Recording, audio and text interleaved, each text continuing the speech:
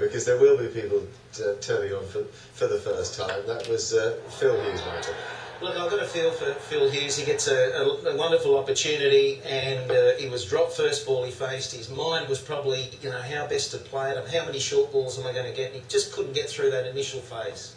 Then Ricky Ponting, Tony. Not a normal Ricky Ponting pull shot, was it? I don't know whether that had a bit to do with his arm, whether he was conscious of that or not, but he just scooped it up, didn't he? It was a good catch at the end of the day by Bull. It was an unusual shot for him to start with. It's almost like he was sweating on that short ball, and he was trying to nurdle it down there, but it just hung in the air. Well, there's been a lot of talk about the short ball, but he said quite clearly, I'm happy for anybody to bowl as short as they like that to show Watson was a jaffer.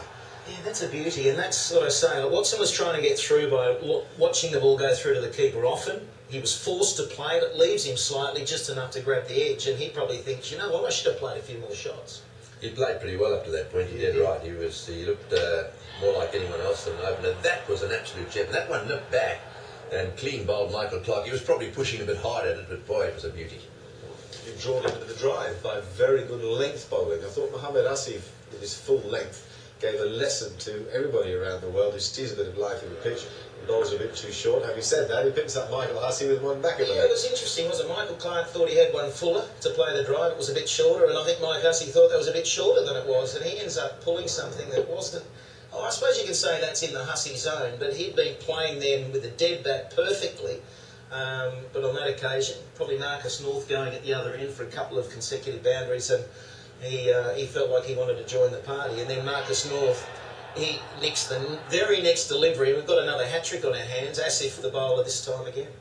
Good bowling to a left-hander, that going across him towards the keeper in the slip cordon. Just a little movement off the seam. A little bit of extra bounce, and then look at Brad Haddon. That's right.